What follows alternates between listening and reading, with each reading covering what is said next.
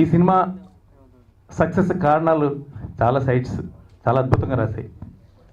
12 reasons అని చెప్పి ఒక సైట్లో కానీ, అలాగే చాలా సైట్స్లో ఈ సినిమా విజయానికి ఎన్నో కారణాలు ఉన్నాయి అని చెప్పి రాశారు. అలాగే చాలా గుడ్ సైన్స్ మాకు ఈ సినిమా విషయంలో. ఈ సినిమా దర్శకుడు వంశీకి ఆల్రెడీ బెస్ట్ డెబ్యూటెంట్ అవార్డు వచ్చింది చెన్నైలో. ఇలా నిర్మాతగా అలాగే కథానాయికగా లక్ష్మీ మంజు గారికి ఈ సినిమా ద్వారా ఒక మెట్టు పైకి ఎక్కారని మనం చెప్పుకోక తప్పదు. ఎందుకంటే కష్టపడితే అనుకుని సాధించాలనే తపనుంటే ఏమైనా చేయొచ్చు అనే దానికి ఆవిడ ప్రత్యక్ష ఉదాహరణ. నేను అనుకోకుండా ఈ సినిమాలో నేను ఒక వేషం వేశాను. నేను అన్నపూర్ణమ్మ. మరి సినిమా రిలీజ్ అయిన తర్వాత చాలా ఫోన్లు నాకు వస్తున్నాయి. నేను హీరోని కాదు, పెద్ద క్యారెక్టర్ కాదు, నాది అన్నపూర్ణమ్మది. ఏదో గెస్ట్ రోలు అని ఇద్దరం వేసాము. ఒక సాంగ్లో యాక్ట్ చేసాం. ముందు ఒక చిన్న సీను. వంశీకృష్ణ సార్ ఇది మంచి క్యారెక్టర్ అండి, బాగుంటుందని చెప్పి లక్ష్మి కూడా చెప్పింది. కానీ నాకు కూడా నమ్మకం లేదు. ఎందుకంటే చిన్న వేషం ఇద్దరిది, దీంట్లో పెద్ద విషయం ఏముంది, ఏదో సందర్భానుసారంగా రావాల్సిన క్యారెక్టర్లు వచ్చినాయి అనుకున్నాం తప్ప. చాలామంది నాకు ఫోన్ చేయటం, మా రఘుబాబు కూడా ఫోన్ చేసి మీ నాన్నగారు క్యారెక్టర్ బ్రహ్మాండంగా పేరిందంటే అద్భుతంగా ఉందని చెప్పని, ఈ అమ్మాయి కూడా ఫోన్ చేసి నాకు ఆ సినిమాకు మన అంకుల్ మీ పేరు బ్రహ్మాండంగా వచ్చింది మీకు చెప్పడం నాకు చాలా ఆశ్చర్యంగా ఉంది. అప్పుడు నేను ఇమీడియట్గా సినిమా చూద్దామని ఆశ.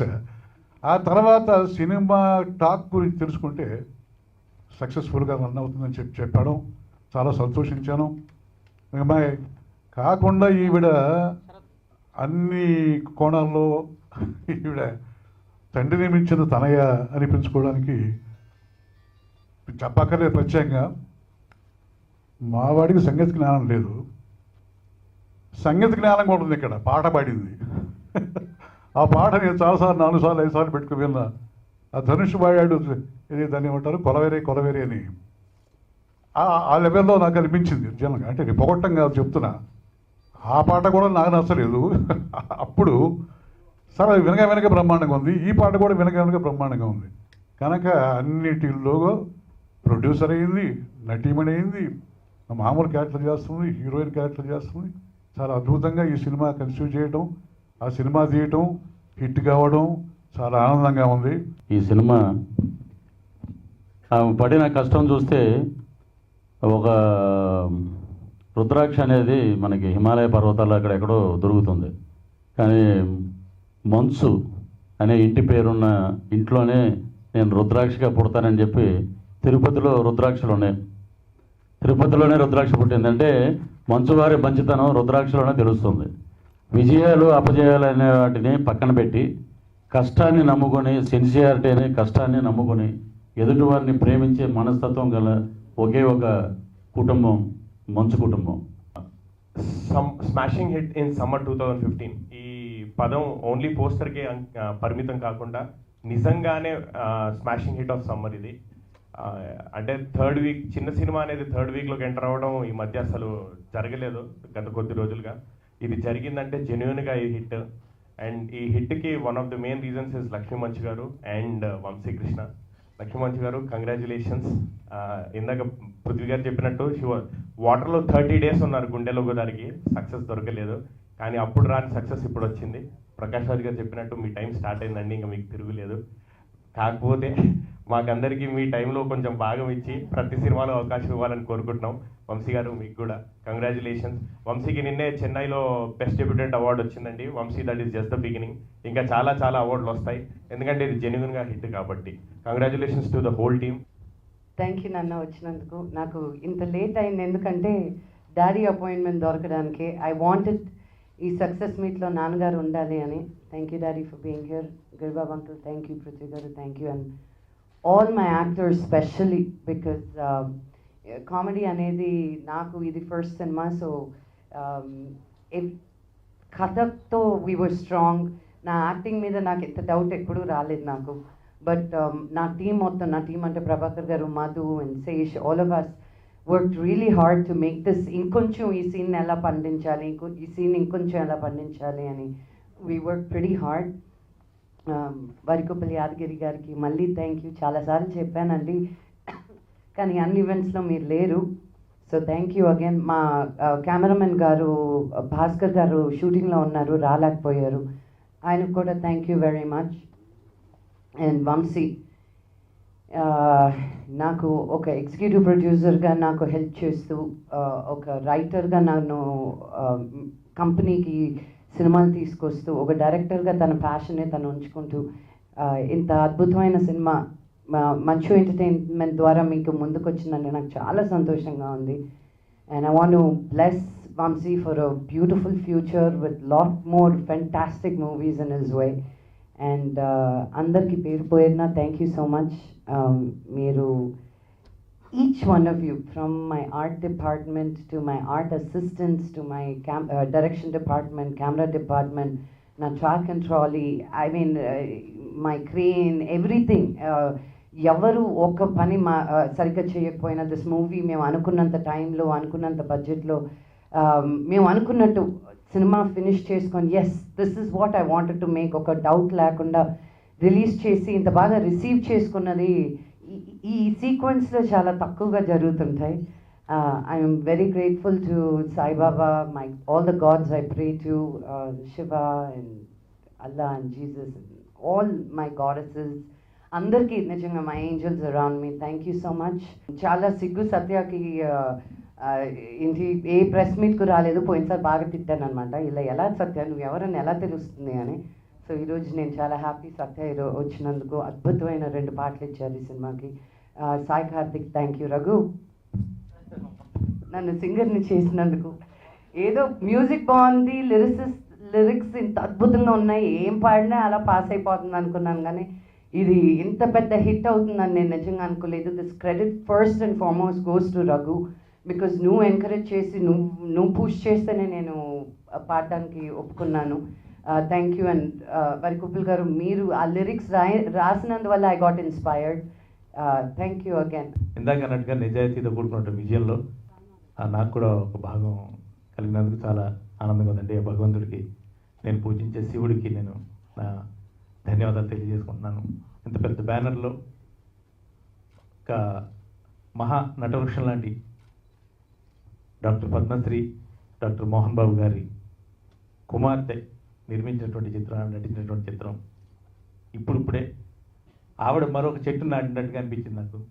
ఈ చెట్టు ఇంకా పెద్ద చెట్టే ఒక మహావృక్షం అయ్యి మంచివారి పేరు నిలబెట్టాలని మనస్ఫూర్తిగా భగవంతుడిని కోరుకుంటూ థ్యాంక్ యూ అండి. ఇప్పుడు ఇందాక నుంచి అందరూ మాట్లాడుతున్నారు కానీ తడబడుతున్నారు, ఆ విషయం అర్థమవుతుంది. ఎందుకంటే మా మధ్యలో అక్కడ సింహం ఉంది, సింహం ముందు మేంత చిట్టెలుగులో చిన్న చిన్న గెంతులు వేసినట్టుగా ఉంది. సో వారిని మాట్లాడితే కోరుతున్నాను. మీ అందరికీ తెలిసిందే, చెప్పిన మాటే అందరూ చెప్పే మాటే, సినిమా చాలా కష్టం, డబ్బు పెడతాం వస్తుందో రాదో తెలియదు, చెత్త సినిమా తీయాలని ఎవరు అనుకోరు, ఇది సక్సెస్ అవుతుందని ఒక్కొక్కసారి అనుకుంటాం, అది ఫెయిల్ అవుతుంది, ఇది పర్వాలేదు అనుకుంటాం, సూపర్ హిట్ అవుతుంది.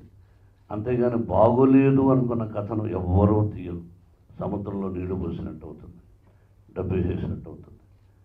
కాబట్టి సినిమా పరిశ్రమలు ఈ చరిత్రలో సక్సెస్లు తీసిన వాళ్ళు ఫెయిల్యూర్స్ తీశారు, ఫెయిల్యూర్స్ ఉన్నవాళ్ళు సక్సెస్లు తీశారు. జీవితంలో సక్సెస్సే నాకు ఫెయిల్యూర్ లేదు అంటే అది డబ్బా కొట్టుకున్నట్టు అవుతుంది. అది అందరికీ తెలుసు, అయినా మనకెందుకు అనుకుంటూ ఉంటారు, వాడు చెప్పుకుంటే చెప్పుకున్నాడని. లక్ష్మీ ప్రసన్న నాకు నిర్మాత అవ్వడం ఇష్టం లేదు, నటి అవ్వడం అసలు ఇష్టం లేదు, కేవలం విష్ణు ఎంకరేజ్మెంట్. చదువుకున్నది చాలు, ఇక్కడికి వచ్చేసి పెళ్లి చేసుకున్న వల్ల ఇక్కడే వ్యాపారం చేసుకుంటూ ఉంటే మెల్లగా విష్ణు ప్లాన్ చేసి టీవీ ఛానల్స్కి తిప్పాడు. అక్కడ అందరూ ఇది నిజం, నేను నిజాలు మాట్లాడతానని మీకు తెలుసు. ఎక్కడైనా ఎయిర్పోర్ట్లో కానీ ఎక్కడికైనా వెళితే ఏమండి మీ అమ్మాయి ఎక్కడ అన్నారు. మా అమ్మాయి అంటే అదే లక్ష్మీ ప్రసన్న. ఎందుకమ్మా? టీవీలో ఉందండి, ఎంత చక్కగా మాట్లాడుతుందండి, ఎంత స్ట్రైట్ ఫార్వర్డ్గా మాట్లాడుతుందండి, ఇలా చెప్తూ ఉంటే పలు సందర్భాల్లో ఇది సత్యం, చాలా ఆనందం వేసింది. ఏ థియేటర్కైనా ఇంతకంటే ఆనందం అక్కర్లే, డబ్బు తీసుకురావాల్సిన అక్కర్లేదు. బిడ్డలు క్యారెక్టర్ బాగుంటే చాలు. 10 మంది శభాష్ అనిపించుకుంటే చాలు. పిక్చర్ బాగా అడగపోయినా పర్వాలేదు, చండాలంగా ఉందరా అమ్మాయి, చండాలంగా తీసిందరా సినిమా అంటే బాధ. సినిమా పర్వాలేదు, డబ్బులు వచ్చాయో రాదో అన్నా తప్పులేదు. ఏ బిడ్డలైనా మంచి ప్రవర్తనతో సొసైటీలో బ్రతికినప్పుడే తల్లిదండ్రుల జీవితం చరితార్థం అవుతుంది. ఆ విధంగా ఎక్కడికి పోయినా టీవీలో నుంచి సినిమాలోకి వచ్చి రాఘవేంద్రరావు నా సోదరుడు సినిమాలో ఒక నంది అవార్డు రావడం, ఇవన్నీ it is shock to me. ఆ స్క్రీన్లో ఆ గెటప్లో అలా చేయడం. అలాగే గుండెల్లో గోదావరి చెప్తున్నారు మన వాళ్ళందరూ కూడా. గుండెల్లో గోదావరి ఆ ఎండల్లో పోయి తీయాల్సిన అవసరం లేదు, ఉన్నది చాలు. ఎంతవరకు తృప్తి దేవుడిచ్చాడు, ఏమీ లేని వాళ్ళకు ఈ మాత్రం ఇచ్చాడు మనకు. మన వల్ల ఏంది 10 మందికి సహాయం చేయగలుగుతున్నాం. ఇంకా ఎందుకు తల్లి నువ్వు కష్టపడడం?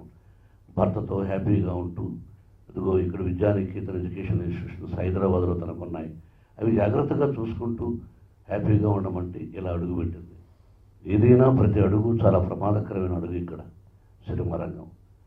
డబ్బులు ఒక సినిమాలో వచ్చినవి, ఒక సినిమా ఫెయిల్ అయితే అన్ని 4 సినిమాల్లో హిట్ అయింది పోతుంది లెక్క, అందరికీ తెలిసిందే. డబ్బు పోతే మళ్ళీ రాదు. నేను చెప్తూ ఉంటాను, డబ్బు పోతే పోయింది కానీ పరువు మాత్రం పోకూడదని. నా కుమార్తెని సినిమా చూసి చాలామంది చాలా బాగుంది, సినిమా చూడని వాళ్ళు కూడా ఏమంటే చాలా బాగుంది అన్నారు. దాంతోపాటు పాప టీవీలో మా అమ్మాయి సాంగ్ పడింది, ఒకరోజు విష్ణు తీసుకొచ్చి వినిపిస్తే గుర్తుపట్టలేదు. చివరిలో లక్ష్మి అరా అన్న, అవును అన్నాడు. వెంటనే మ్యూజిక్ డైరెక్టర్ రవి గురించి ఫోన్ చేశాను. రియలీ ఐ అప్రిషియేట్ రవి, నువ్వు అంత అద్భుతంగా పాప అదే లక్ష్మీ ప్రసన్న గొంతును ఆ విధంగా అందంగా చేసి it is shock to me. నేను పాట పాడలేను, గిరిబాబు అన్నట్టు నాకు సంగీత జ్ఞానం ఉంది కానీ పాట పాడలేనురా. సంగీతం లేదా నా పిక్చర్స్లో అన్ని అద్భుతమైన పాటలు. సంగీత జ్ఞానం అనకరా మూర్ఖుడా, సంగీతం జ్ఞానం ఉంది, పాడలేకపోవచ్చు. కానీ డైలాగును సరిగమ బదలిసలాగా చెప్పగలను. డైలాగు చెప్పేటప్పుడు కూడా సరిగమ పదనిసలు ఎలా ఉండాలో అంత హెచ్చు తగ్గులుగా డైలాగ్ ఉన్నప్పుడే ఆ డైలాగ్ రాణిస్తుంది. ఎక్కడ నొక్కాలి, ఎక్కడ హెచ్చు తగ్గులు ఉండాలి డైలాగ్కు. ఒకటే వచనంలాగా ఉంటూ ఉంటాయి ఇప్పుడు ఎక్కువ శాతం మన ఇండస్ట్రీలో, ఎక్కువ శాతం. దాన్ని మనం ఏం చేయలేము. కాబట్టి డైలాగ్ చెప్పడంలో కూడా లక్ష్మీ ప్రసన్న వండర్ఫుల్. అది గుండెల్లో గోదావరి కానీ అది కానీ ఈ సినిమా కానీ. ఈ సినిమా అన్ని రకాలుగా చాలా అద్భుతంగా చేసింది బిడ్డ. ఫస్ట్ ఫైట్ చూసిన వెంటనే అరే వంశీ ఏంటి ఇది, ఎలా తీసావు ఫైటు, ఎలా లక్ష్మి చేసింది అనిపించింది. ఆమె ఫైట్ మాస్టర్ కూడా పిలిచి అడిగాను. ఫైనలీ డైరెక్టర్ చాలా అద్భుతంగా చేశాడు.